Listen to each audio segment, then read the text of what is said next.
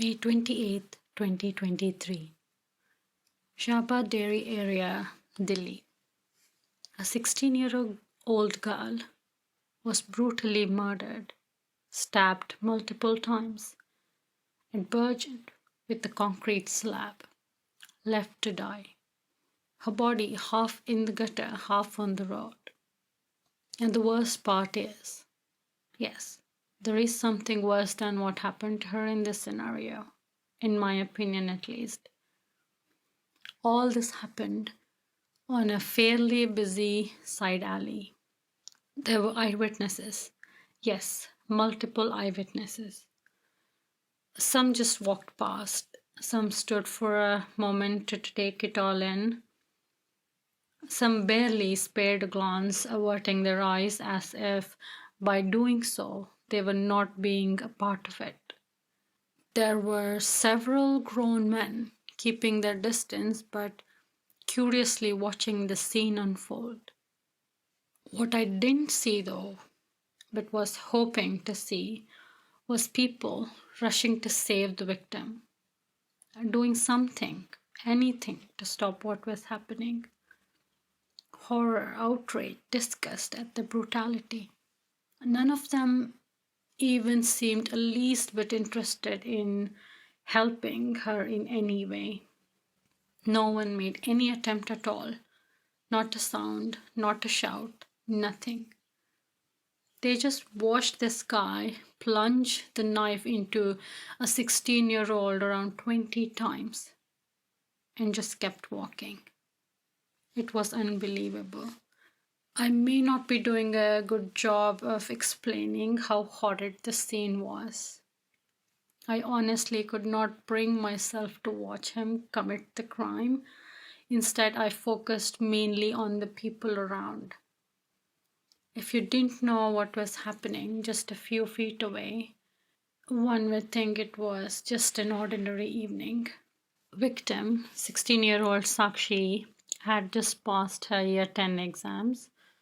She was supposedly in a relationship with 20-year-old fridge and AC mechanic, Mohammad Sahil Khan, since 2021. Though her father later clarified in a statement that she had known Sahil Khan for about a year, but their relationship, if you can call it that, was just a few months old at best. She decided to break it off with him for her own reasons. Sahil suspected she had gotten back with her former boyfriend, some boy named Praveen. According to people, Sakshi was in a relationship with Praveen some 4 years ago. She was 12 at the time. Her friends say it was a serious relationship. But what 12-year-old is capable of a serious relationship is beyond me. She was technically still a child at the time of her death, even though people around her or even news media would have you believe otherwise. Teenagers at that age don't know anything about adult relationships. They may think they do or pretend that they know what they are doing, but the reality is she was still a child. She even had a tattoo of Praveen on her hand. This never sat well with Sahil. He was controlling and manipulative. When Sakshi decided to break it off with him, she told him she was getting back with Praveen. No one knows if this was true or she was just trying to get a reaction out of him, trying to make him jealous, maybe. Whatever the reason, it backfired. Sahil started threatening her, telling her she will regret this breakup, that she's not safe. Sakshi did not take these threats lightly. One of Sakshi's close friend, Bhavna, had a connection to a local leader. When I say leader, what I mean is someone who had connections, a reputation, who was not afraid to do a little threatening of his own. His name is Ajay, locally known as Jhabru. When Sakshi told Jhabru about Sahil's threats, he promised to help her, and help her he did. He met Sahil, told him to stay away from Sakshi and what would happen if he ever threatened her again. On that day, Jhabru says Sahil didn't show any outward sign of fear or any sort of emotions. He agreed to stay away from Sakshi, and they thought that would be the end of it. But Sahil had no intention of keeping his word. Instead of instigating fear in him, his conversation with Jhabru made him angry, raving mad. He was incensed that this girl could do this to him, break up with him when he didn't want her to, get back with her ex-boyfriend, and threaten him on top of that. That was not to be borne. He had to teach her a lesson, didn't he? Show her who was the boss. Sahil had purchased a knife from a market near Dwarka 15 days before the incident took place. There were no CCTV cameras available in the area to prove the purchase. It's his own admission to the police, so we have to go with it.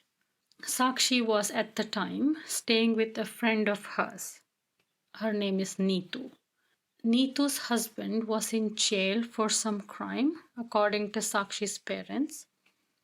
So she wanted to stay with her friend to help out with Neetu's two small children. Sakshi told them she would come home after Neetu's husband was released, which would be somewhere in June. On May 28th, sometime in the evening, Sakshi and her friend went out. Neetu's daughter was celebrating her birthday and Sakshi wanted to buy a dress for her. They met some of Sakshi's friends on the way. At some point that evening, Sakshi wanted to use the toilet. There is a CCTV footage of her walking towards a public toilet nearby. She was on her own. There are a lot of people nearby, so at no point would you think she isn't safe. Sahil was seen standing near the spot where the murder took place just few minutes before. He was chatting with a friend of his. His hands are empty at that point. Maybe he had a knife concealed somewhere on him. Again, there is nothing in his body language to suggest that he's hiding so much rage, or he would do something so unbelievably cruel to someone only a few minutes later. Reports suggest that he was under the influence of alcohol at the time. If it was proven, he could even get a lighter sentence. As soon as he spotted Sakshi, he went to her and started the attack. If reports are to be believed, he attempted to stab her over 20 times and landed 16 times. Her vital organs were hit. She had a punctured left lung, and according to eyewitnesses, her intestines were protruding out. She, of course, tried to cover herself, but it was just not possible. He was too quick. She fell to the ground. You would think he would stop at this stage, right? She was almost gone. There was no one attempting to rescue her. Most bystanders had cleared the area by then. He takes a few steps away from her, but then he comes back, picks up a concrete slab lying right next to her body, picks it up and starts to crush her, literally with the concrete slab. Once his anger is sufficiently satisfied, he calmly throws the concrete slab away and walks. Police sources say that after the killing, he went and sat in a park for a while, switched off his mobile phone and threw it in the drain. From there, he walked to a nearby metro station. He traveled for a time and spent that night in a park. And next morning, took a bus to his aunt's house in the city of Bulandeshwar, Uttar Pradesh, from where he was eventually arrested. I saw an interview of the victim's parents, and it wasn't easy. They seemed to have no idea what was going on in their daughter's life. It appeared that they were too busy making ends meet. Sakshi probably was left to her own devices most of the time. Her father told the police he had advised her not to talk to Sahil and the ilk, but as any teenager would, she didn't want to listen. I'm sure at that age you feel invincible, and any advice coming from parents seems like another restriction on their freedom. I feel Sakshi was same as anyone her age, wanting the freedom they think grown-ups have without understanding the consequences that come with that freedom. Looking at Muhammad Sahil Khan, it was impossible to imagine the violence he kept hidden inside, the brutality he unleashed that is enough to bring grown men to their knees. Another innocent girl lost her life. It all seems like such a waste. If even one bystander had raised his voice, had done something to save her, she might even be alive now. Not a single person came to her aid. It's scarier than the murder itself, and that is saying something. It is worrisome that as a society, we have become so desensitized to a horrible crime like this, lost all ability to feel empathy when a group of people didn't lift a finger to save a child from the monster. There seems no hope left.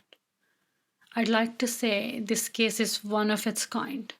It has never happened before or never will happen again. But we all know that to be a lie. Incidents like this or something more gruesome will happen again. We will talk about it for a time, show our outrage, and then move on, just like those bystanders. I hope, for Sakshi's sake, her killer gets the maximum sentence. At least there is no shortage of evidence. But what about those people who could have helped but didn't? What do you think should be their punishment? Do they deserve any? Did they do the right thing? What do you think?